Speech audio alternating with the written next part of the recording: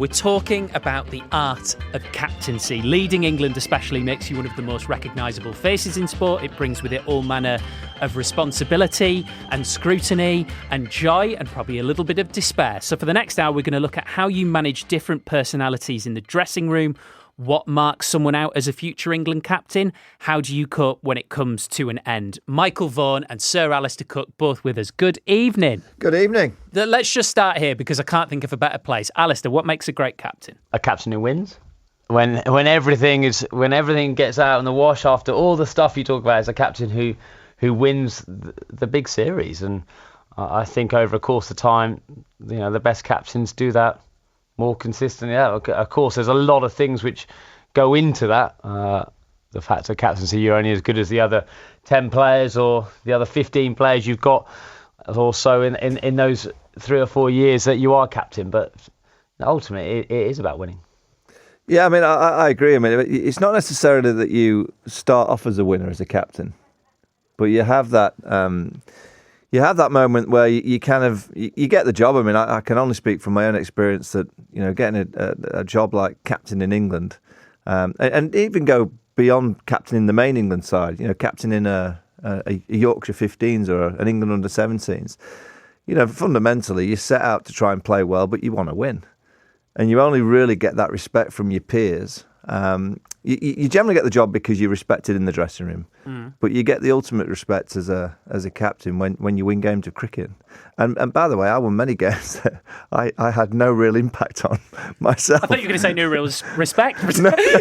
no impact, but people say, "Oh, what a great job the captain did." I said, "I didn't really do much that game.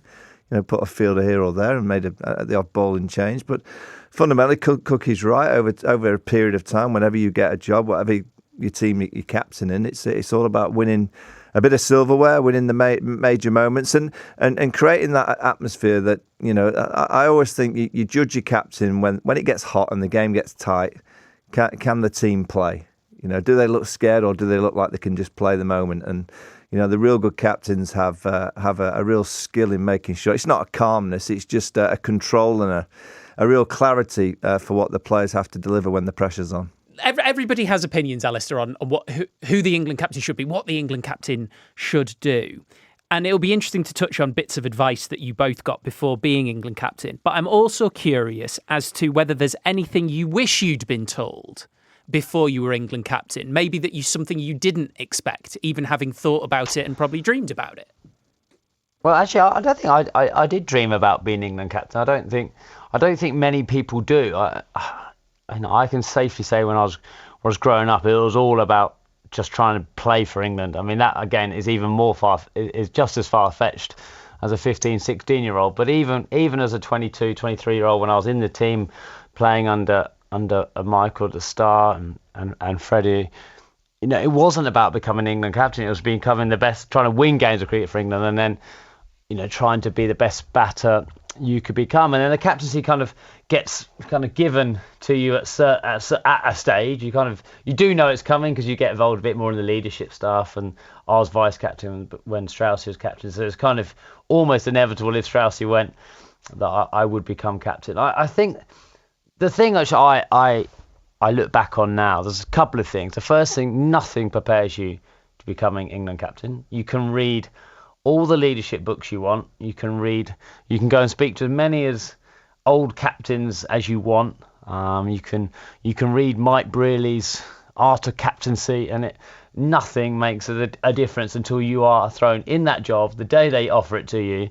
And you can captain your county as well, and I don't think that makes a difference either. It might make you slightly more comfortable on the field in certain situations, but captain Essex or compared to captain England, it is so different. So I think every captain learns on that job, and you're thrown into a job which is amazing. It's the best job I ever did. It's the hardest job I ever did, and there's so many things which went right, so many things which went wrong throughout. I think probably the thing I did learn is actually the saddest thing about it is probably the best leader as a captain and as a person. You develop so much in the 4 years or 5 years I did it.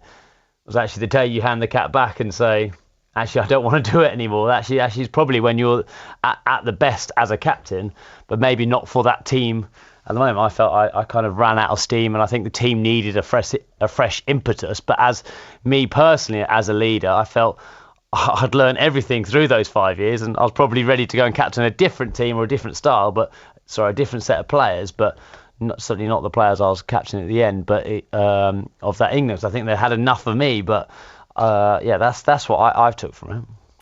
Yeah, I'll be honest. You kind of wing it. I mean, it sounds.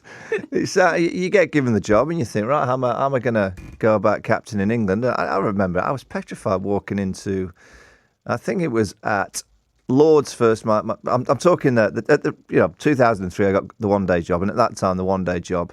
I'm not disrespecting the role, but it didn't matter a great deal.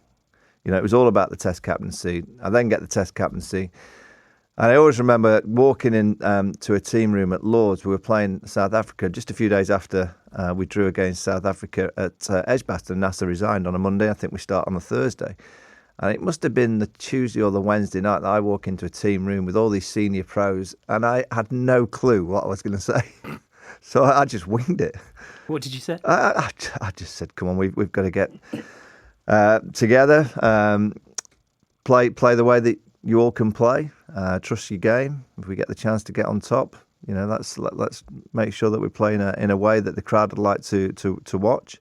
And then a week later, I think we got hammered in that first game, absolutely destroyed. Should have thought about what you were going to say. Yeah, honestly. And then the week after, I think I had to give a rollicking or two because there was a little bit of lateness, and I wanted a real disciplined team. I mean, I want a flamboyant team, but I want a real disciplined side to deliver training right. I wanted everyone to be a bit fitter. I think I probably mentioned that to one or two of the senior pros that I didn't think were fit enough. I wanted to be more dynamic in the field. Not that I was the perfect example, but all the kind of things that everyone dreamed of that a team would play like. I probably said that early in my reign in a team meeting, but it was my dad gave me the best piece of advice.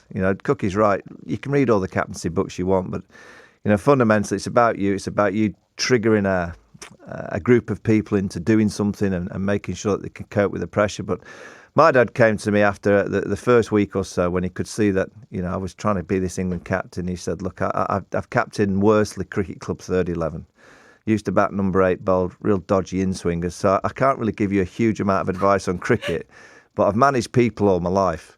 And he said, make sure you manage the person, not the player. So make sure you know who all your players are, in terms of the personalities, what they're like off the field, obviously in training, everything about what motivates them. Try and find out what they get up in the morning for. Some, play the game for numbers. They want to get as many runs as possible to make sure that they've got the numbers in the bank. Some play for cash. Whatever the motivation was, I had no problem with, but I needed to find out from the players. And that was the best piece of advice that I got to make sure. Look, it took me a few late nights in the bar getting to know one or two of them. But that's probably the best piece of advice I got, was to make sure that I knew the person and then the kind of player looked after itself. Alistair, can you remember then the first time you would have to have sort of dished out a bit of a rollicking, and how natural or unnatural that felt for you? I can't remember the first time. I remember giving a rollicking in Abu Dhabi quite late on. It was really, really warm. We turned up in Abu Dhabi and it was closer to 50 degrees and 40 degrees. And I think first net session, the guys were bowling like 2 or 3 balls, and then that was it. They had to go and sit down. It was so hot. And then the second session was the same, and I just thought we were a shambles. I thought, we had a warm-up game, and about 2 days later, like the physios weren't having do you know what I mean? It was like, it was hot, and we just I gave everyone a rollicking that day, because I just thought, well, we know it's hot, we just have to get on with it. We're going to have to find a way and actually improve. It wasn't really my style to give, group stuff like that. That just wasn't me. I think the hardest thing, going back to when you're first captain, as Vorney said, like walking into the room, we actually, I think we went to London as a group, and I was expected to give a speech. And the Flower said, you're going to address the side as a captain. And again, you write a load of stuff down. I kind of read it word for word, probably very robotic. I look back now, I think almost cringing at what I actually wrote down and actually said. I'm sure I've got that piece of paper somewhere.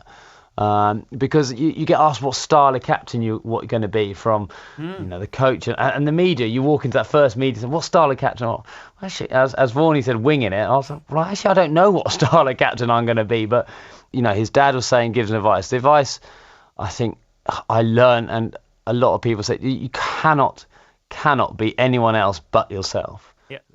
People say, what style of captain you be? I don't know, but someone above me in the leadership role that they're given has seen something in you, or 2 or 3 people have seen something in you that makes they think that you will be good at leading this next team, the team for the next 3 or 4 years. And that's not for me to say. It's not for me to work out. It's kind of, they're looking at you and go, well, you'll be good at the role and you'll develop into it. So that was the worst bit about it. It was that initial feeling like you had to speak. You feel like you had to, give this kind of Churchillian, speak, and that's not me. That's not who I was. And actually, as I got older, I realised that, and you feel like you didn't have to do that. And actually, speaking in the dressing room rather than writing down notes is actually what I wanted to say, and I got better at just saying 2 or 3 sentences, because actually after 2 or 3 sentences most of the lads are switched off and forgotten anyway. So you have 40 seconds, 50 seconds of something and saying that you might land one of them which might make a point. But at the beginning I was obsessed with speaking, by public speaking and speaking to the group. And actually you don't have to do that. It's more natural and more authentic was certainly a way to be.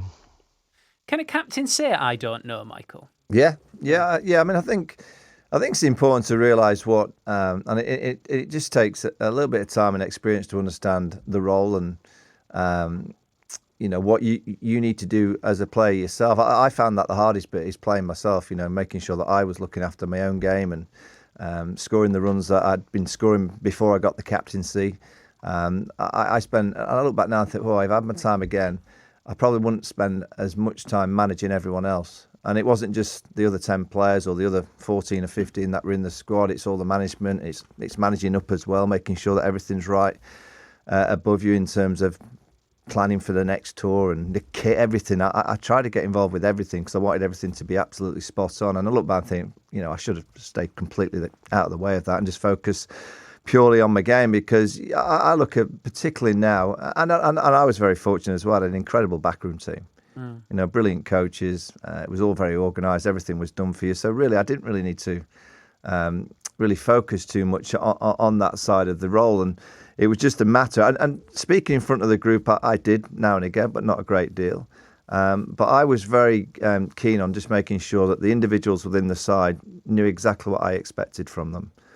I'd give some to Kevin Peterson when he came into the side. I wanted Kev to be a flamboyant player. I wanted him to take the opposition on. And if that meant that he got out in the 90s every now and again for trying to hit a 6, I didn't care, because that's the kind of player that I wanted him to be. I wanted him to, make the opposition bowlers shiver.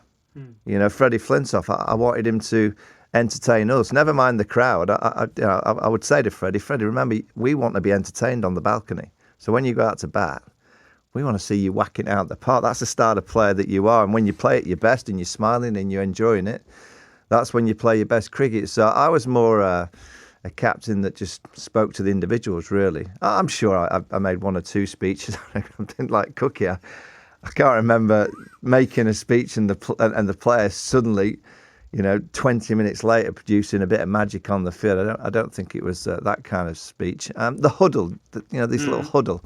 I brought that in, actually, because I felt that the dressing room had so many people in it. And I wanted just a small moment with just the 11, which was away from the dressing room. Because in a dressing room, you've got 4 or 5 players that potentially aren't playing. So are they listening? Probably not. All the coaching staff, are they going to listen to everything you say? Probably not. You've got the scorer in the corner, you've got the masseuse, you've got the trainer. They're not really listening. So I just felt that a huddle was important for 2 reasons. That, and I hear it a lot in people in sports, it's a load of nonsense, a huddle. I actually think it's quite important, because you get the group of 11 players, whatever the sport is, just at that moment together. And I would always say to 1 or 2 other players within the team, and it could be anyway, probably Cookie early in his career, I would have said, just do the huddle. Give us a little bit of, and by the way, most of it was a joke or a bit of fun, or now and again, a little bit of a trigger of what we were trying to do in that session or at the start of the game. But I felt that was quite important for the team, just to have that moment together. And it was always just on the outfield. And more often than not, Matthew Hoggard would make an animal noise and try and make us laugh, and that was pretty much it. Go on, No, Alistair. I remember that one. I've always said, don't ask me.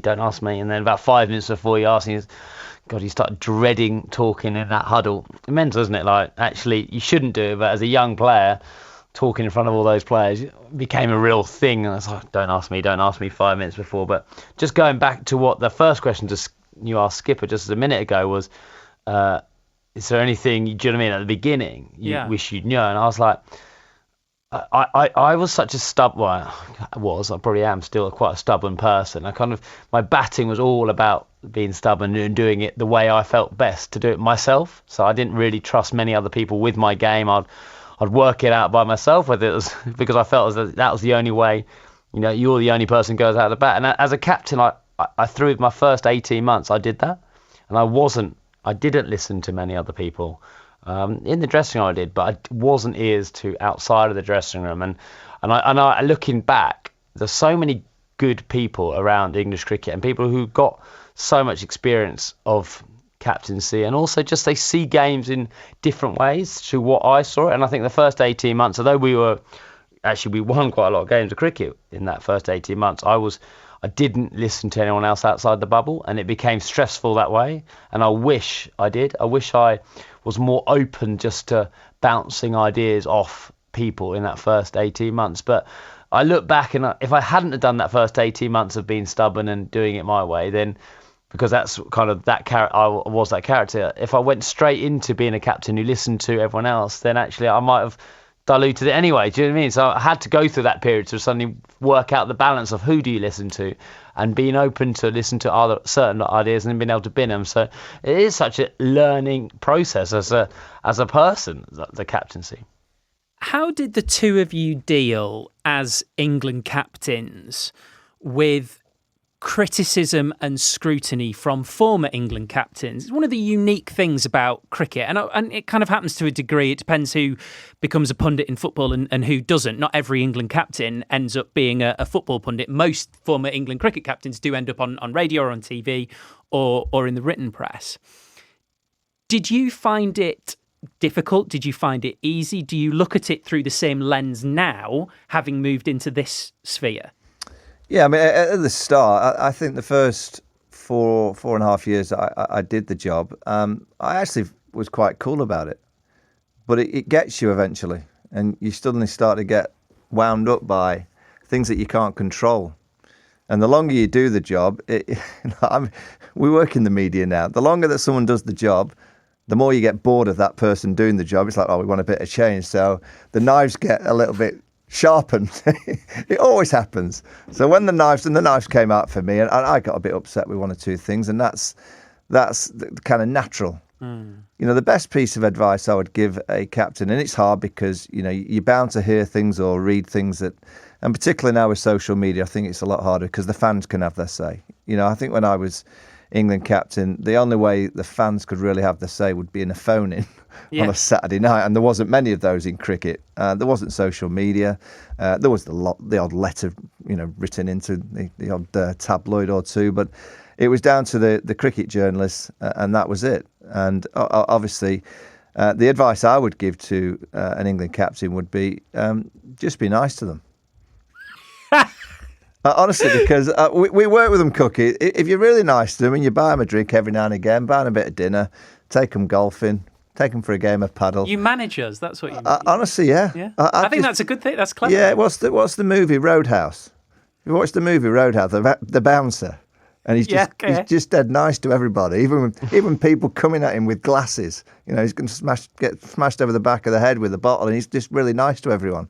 That'd be the advice, and it's easier said than done because, as I said, particularly now you're going to see things, and it gets to you a lot quicker than it did in our time. We used to have to wait, I guess, for the Sunday papers. That was the kind of day where you felt that there might be one or two things said that you wouldn't get necessarily in the week. Whereas now, I think it's a lot harder because things get said instantly. There's all these clips on social media. This will go out as a clip, no doubt. This show gets put out as a podcast. So it's a lot harder in this era for a captain or a player. But what I will say is, from my experience, once I got into that position where I was getting a little bit wound up by what someone said or what someone had written, that's when I started to falter as a captain. I started to go a bit downhill. You're listening to the TMS podcast from BBC Radio 5 Live. New teams. New rules. A new era. Formula One returns. The engines are revving. People are getting excited. Hear every race live on BBC Sounds. It's all ice to the lights and foot to the floor. On 5 Live Sport. It's kind of inevitable, Alistair, that we'll talk about the current England Test captain, Ben Stokes, in a second. But I think this all links in quite nicely, actually, because when I sort of listen to Ben Stokes, as someone who obviously doesn't know him and you guys know him, he always sounds like he's wearing his heart on his sleeve and he's saying exactly what he thinks. So I'm just curious whether you two as England captains, Alistair, always felt able to say exactly what you thought, or whether sometimes or a lot of the time you tempered it.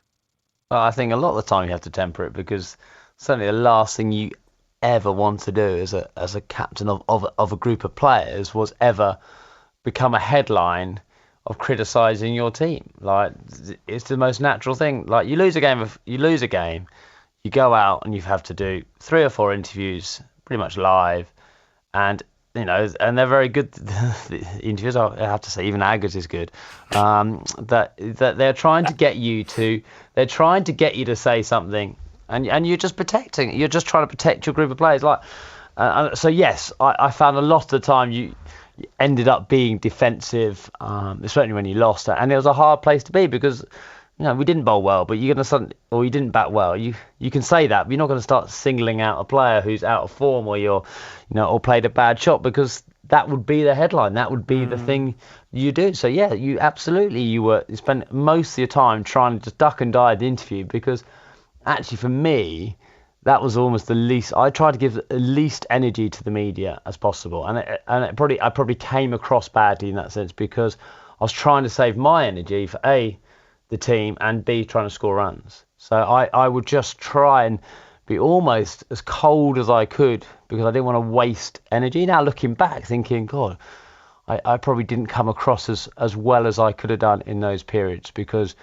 I just didn't give the energy. The press conference the day before used to just be like, right, I'm just going to, it's at 12:30 to 1:30, just try and get through it, try not to use as any mental energy as I can, and probably did come across as pretty dull in those interviews, because for me it was irrelevant what I said, as long as I didn't say anything stupid, just because I wanted to make sure that come tomorrow I was as fresh as I could be, because as Vorney says, eventually it does get you, because it is an all-encompassing job. Is it the who that can get you? Like, if you get criticism from a specific person, and it might be because you massively respect them, it might be because you don't, or is it the kind of 1,000 cuts thing? Is it the volume, or who is actually making the criticism? No, I'll be dead honest. I was always put back by someone that hit the nail on the head. Someone who had written or said something, I went, oh, they've got us. They've got it right. That's where, that I was affected by that, because I knew they'd hit the nail on the head. And that's, just part of the job of managing your own emotions. I think that's a really important part of being a captain, is making sure that, I look back and one or two things did wind me up, particularly down the back end. And you think, I look back now, I'm 51 years old, I go, why did that wind me up? Why didn't I just think, well, that's just the game, just fine, just go and hit a few balls and catch a few and prepare for the match. But I did get wound up by one or two things. And, you mentioned Ben Stokes. I saw him in the winter, and he's an unbelievable captain. But I think he would be the first to admit that in the winter he was wound up by a lot of what the media said. And fundamentally, I know it's easy to say from behind the microphone, but you can only control your own emotions and your own game, your own team. You can't have any say in what any of us say or what anyone writes. And as I said before, I'm not saying you have to be nice to everyone and buy them cookies and make sure that they're all in a good spirit but I just think being really kind of good with the media is a really important part of the job. being good, being open, honest is fine. I think we're in an era now, Cookie, where there's going to be a headline anyway. So you might as well, come out and just speak the truth or what you believe is right at that time. And if there's a headline made because of what you've said, I wouldn't be too worried about that these days. I just think we're in an era where everything is a headline because of social media. It's the one part of the job that, the actual tactical side of being a captain, I look back and particularly a young captain might come and say, "Oh, what do you reckon as a captain?" I said, the tactical side is the last thing I worry about. The particular captaining, and there's many things that I think come before the tactics. Respecting the dressing room, you have to have that. You do have to be a good speaker.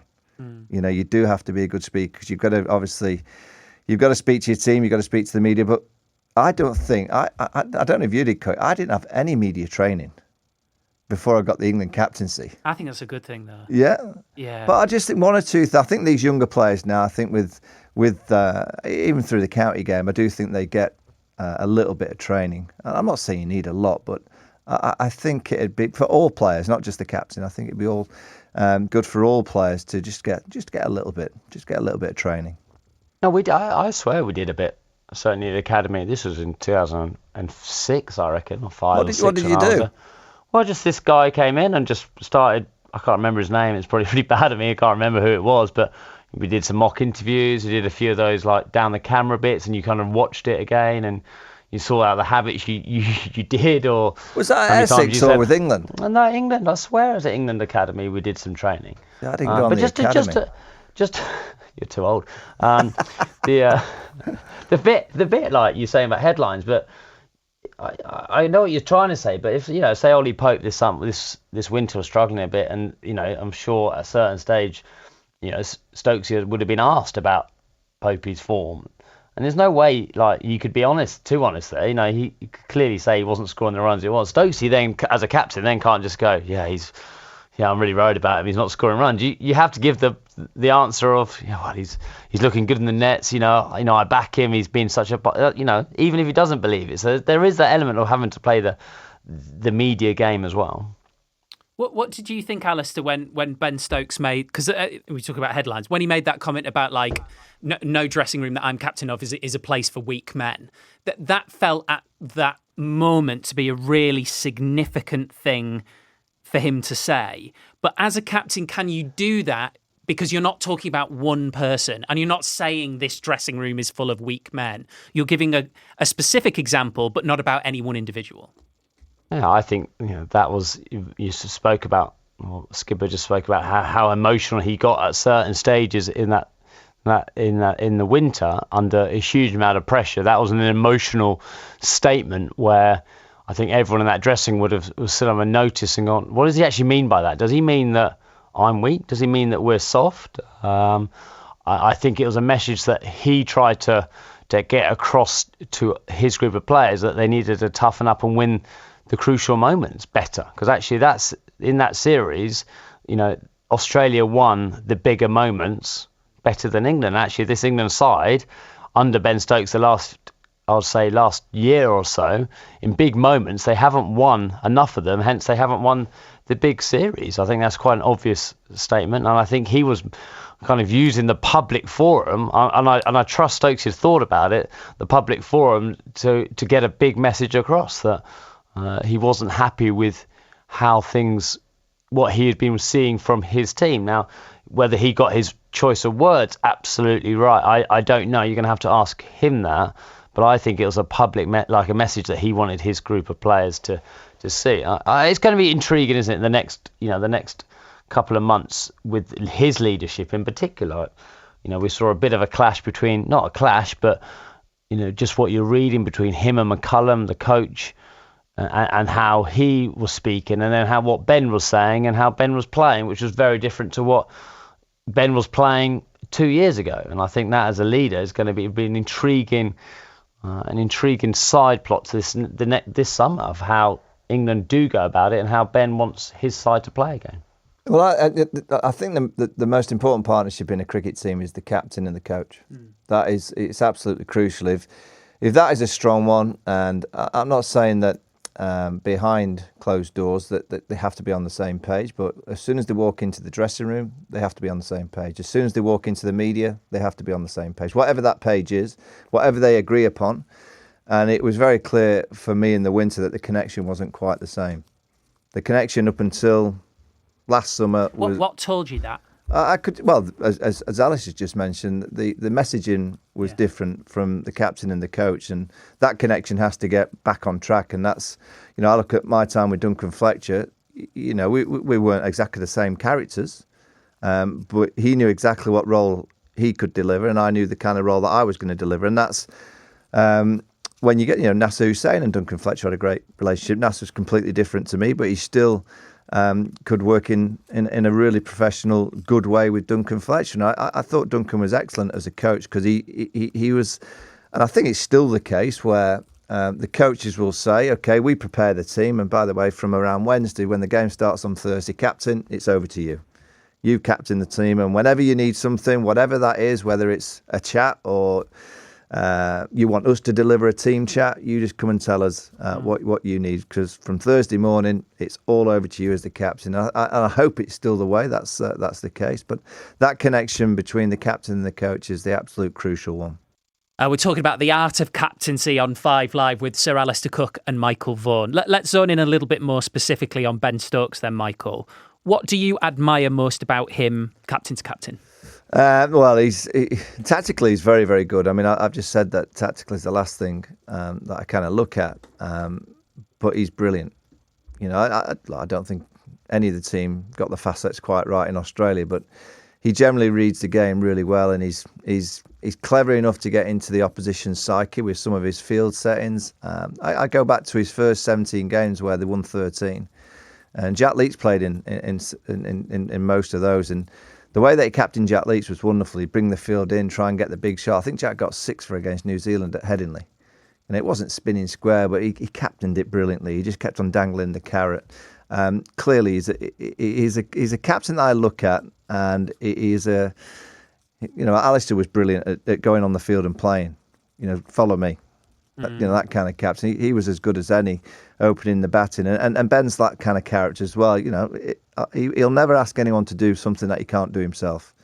I think it really helps when you're an all-rounder as well, because you can play all the different facets of the game. You can obviously create impact with the ball. He's, up until recently where he was, I think they were all a bit confused of how to play in the winter.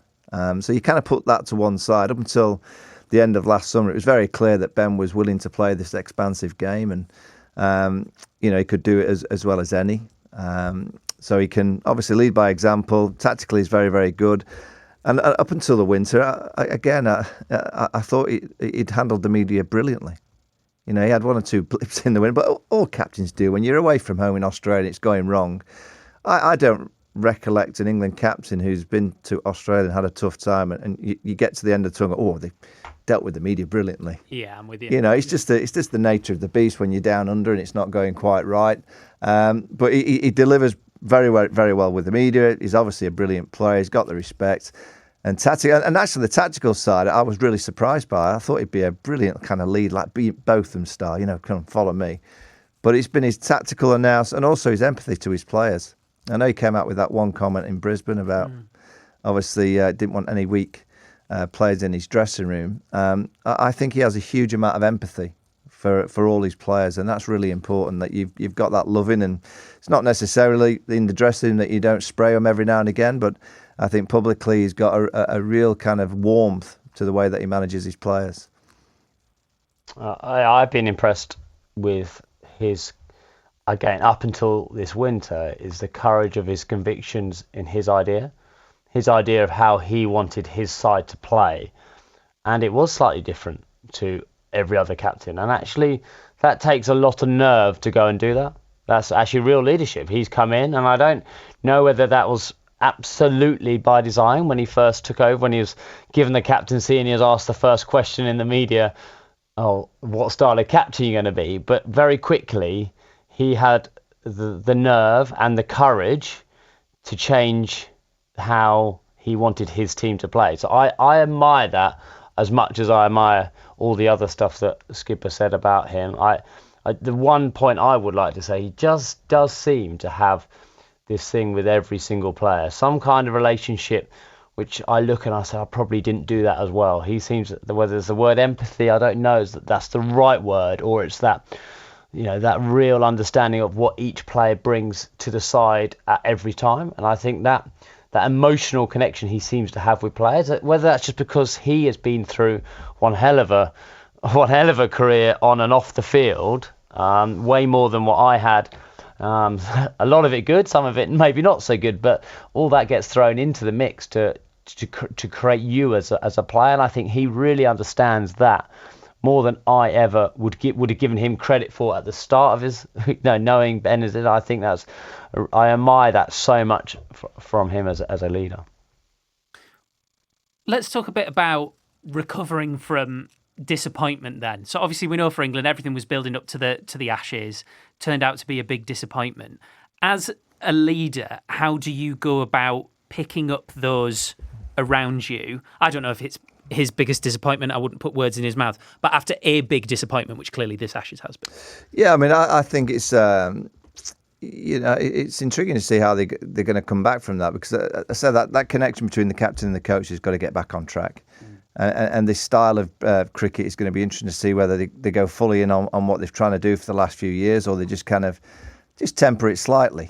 Just slightly. I just think it just needs a slight tinker. It was far too risky, and playing risky against the better sides, it's been proven over the last few years that they've been found out, particularly against India and particularly against Australia. But fundamentally, I would think him and Basil just get the players together, and there won't be a great deal of change. There maybe be a new opening batter, maybe a new ball bowler. I'm thinking of someone like a Matthew Fisher and Ollie Robinson, a Sam Cook, maybe an English-style opening bowler. But it's going to be the same group of players, and it's the same backroom team. So I think Ben will just be probably trying to make sure that the players know exactly what their roles are. What he expects from all the players and the way that they play. Someone like Ben Duckett's a really important cog in this wheel, because up until recently, he was flying for England at the top of the order, coming out and playing this expansive game. In recent times, he's had a bit of a struggle. So I think Ben and Baz will be trying to work with someone like Ben Duckett to get his mind right. And that's what leadership's all about, making sure that all the players that are selected have got a real clarity in the roles that they, as leaders, expect from them. And I'm pretty sure that's the work that'll go on in May, going into that first game against New Zealand in June. I'm intrigued because it's the first time I can remember. It's certainly that I can remember actually. After the Ashes, normally a captain or a coach, especially when you lose, goes. If there's someone loses their job, so it's a fresh start. In 2013-14 when I lost 5-0, Andy Flower went and we had Peter Moores come in, and you weren't looking back, you were looking forward. It was a fresh start. We're going to go again. We got rid of some players. And you kind of used that energy to kind of forget the disaster that we certainly had in Australia in those November, December, and January. When we were playing in June, it was a different side. It was a different group of players. It didn't matter actually on this occasion, because and as Vorney has mentioned, it will be a very similar side. Yes, there might be a couple of changes, but it's the same group of players, the same backroom staff, and they are intrinsically linked to what happened in that side. There's no looking forward. It's not a fresh start, no matter whoever whatever they come across the media. So I'm intrigued to see, it's going to go one or two ways quite quickly, I think, because if they lose a couple of games, or the decision not to get rid of any of the backroom staff or the coaches, that will be the story in the media. That's what happens, because it's not a fresh start. They won't be given any time to bed in. It will be about results and how they play very, very quickly. However, on the other side of that, you've got a group of players who've been through quite a traumatic 2 or 3 months as a group together, and it'll be, as I said, same group of players. How do they learn from it? And someone like let's pick Jamie Smith, who had a tough 5 games. He'd flown in Test cricket. Last couple of games in India looked tired. In Australia, got found out a little bit in terms of his batting and his keeping under the biggest pressure. He's gone away, first 3 games of the summer, banged out 200s and an 80. So he I reckon has learned a lot from it, and be becoming a better player. And that's what you're looking at this side, that they've just gone to Australia. If they come out, if they've are better players from this experience and are better leadership a group from this experience, then in 18 months' time they could win you're looking at winning the Ashes. That's what this group of players must be looking at in the Test time. That's what you're kind of judged on. You asked me at the beginning, what's a captain judged on? Winning a big series. So that's what I'm intrigued to see over the next couple of months is what has this leadership group learned, and can they take it forward? It's going to flip very quickly one way or the other, I think, in come of June.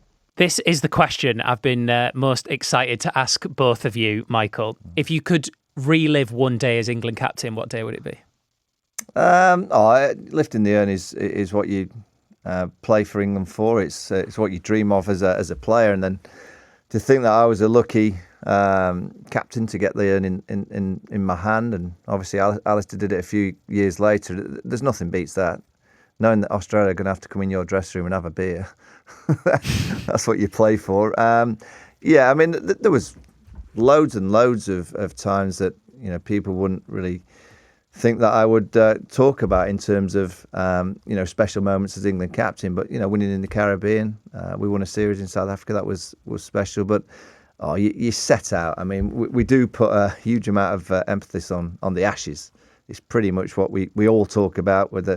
It's obviously going to Australia now next year, 27. Can England get the Ashes back?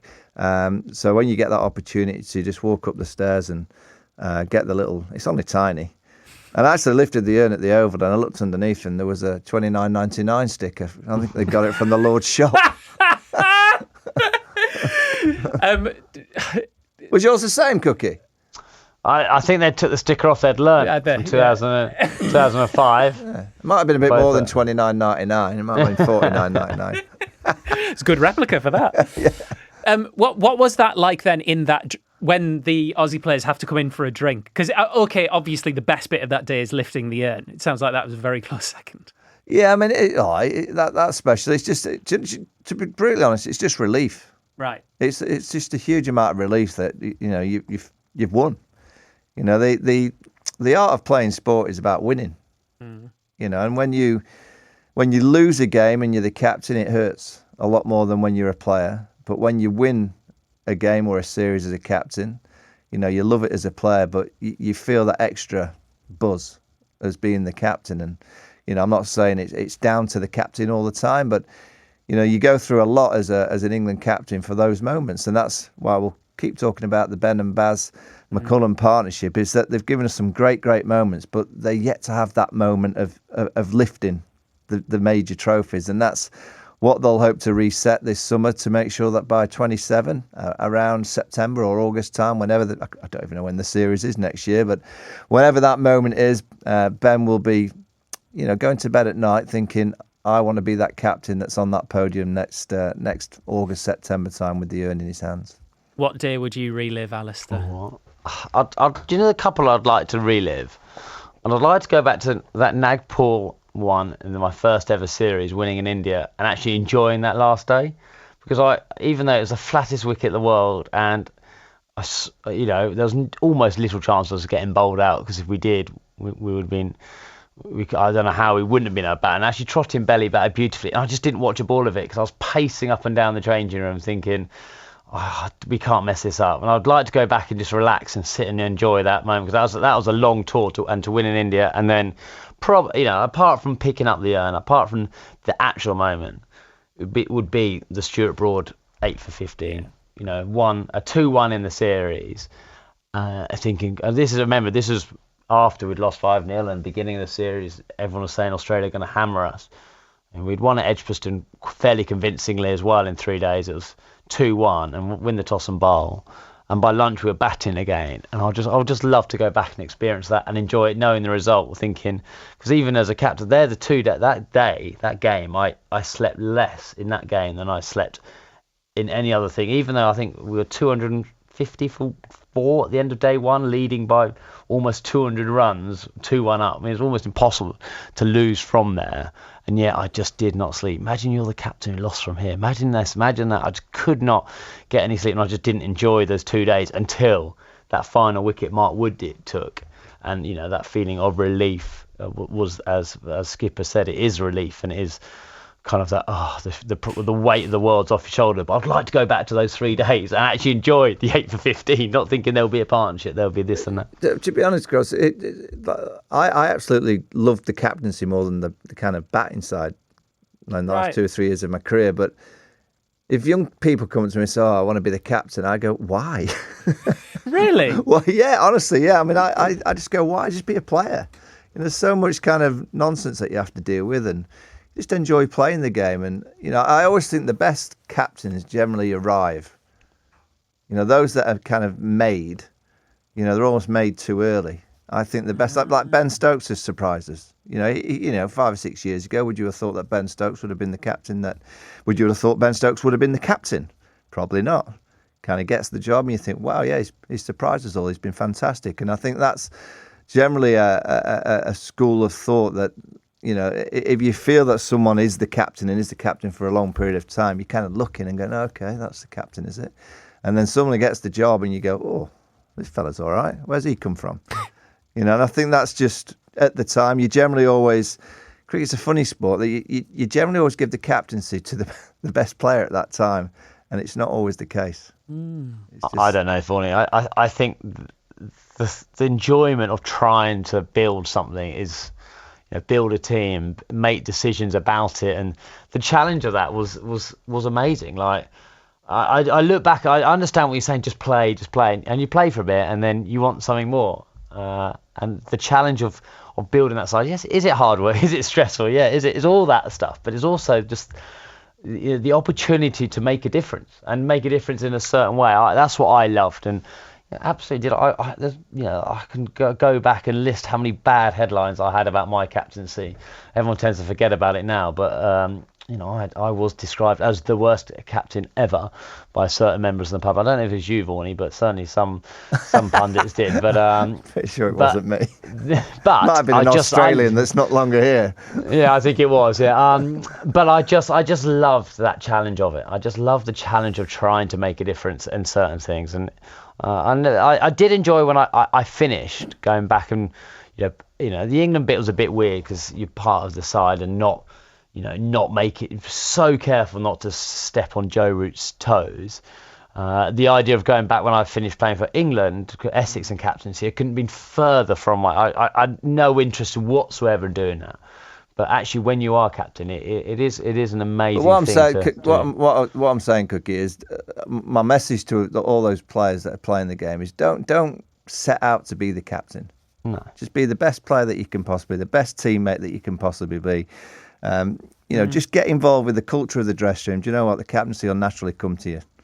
Don't go desperately wanting it. Is there anybody, with hindsight, you would have captained differently to the way you did, Michael? Oh, I'm sure there are one or two, but I honestly had no regrets. The day that I gave up the job, I was upset because I knew that was it. I realistically knew I'd never play for England again, so got a bit emotional about that. But the reason that I kind of stepped away from the job is that it was time for someone else, and I had no regrets. I'd given it everything, and I'd kind of done it as well as I possibly could. I'm sure there was many moments that I could have managed people better. But fundamentally, I kind of left the job thinking, I've given it a right good crack. I've given it my best shot. I'm a big believer in sport. You've got to entertain the fans. You have to entertain the public. And I felt over the period that we had a bit of a group of players that could do that. Had a bit of fun along the way, got stressed along the way. But fundamentally, there would have been. But I don't categorically remember one or two. Look, dropping Steve Harmison and Matthew Hoggard was quite hard. Managing that situation in New Zealand. I think Cookie was there as well when we brought Jimmy Anderson and Stuart Broad in for those two. That wasn't easy, and I'm sure I could have dealt with that maybe a little bit better. But no, I had no regrets. That's why I kind of was a bit tearful when I left the role. I think I would envy anybody with no or few regrets more than I would envy anybody else in any walk of life, to be honest, Alistair. I think there's a couple of things. I think managing your mates is really hard. I found that in particular, people like Jimmy and Swanee to start with, I found a really interesting balance of, I spent a lot of time with those guys, and then suddenly you're a captain. I found that a really interesting thing. Whether I got that absolutely spot on all the time, I don't know. And I suppose the only other, apart from the obvious thing which kind of defined my captaincy, actually, was maybe my role in, I look back now, and you had to probably ask them, was how many opening partners I had and whether I managed that situation particularly well. I don't know. Like, we had, however, 13 some pub question or 15 opening partners, and everyone kind of played 7 games, and yet nothing I did as a leader as kind of made any of them play more. And actually, a lot of them were very good players and probably could have played more. So I wonder whether I managed that situation very well. I don't know. Last thing, can you remember how well you dealt with no longer being England captain? No. Did I struggle? I missed it. You know, I found it difficult to watch for a while. I think there was game against South Africa. The Oval went away. Kevin took over, won that game. Can't remember whether they went in the winter, but I watched bits and bobs. I'll be totally honest with you. I enjoyed going back to Yorkshire for a year or so and just being in amongst the Yorkies. And, you know, my cricket kind of energy, dodgy knees, spending too much time on the physio, my energy for playing kind of got sapped. So the actual thought of captaining was the last thing on my mind because my body wasn't good enough. I wasn't playing well enough. You know, I had no regrets at all. And I'll be honest, I've not really.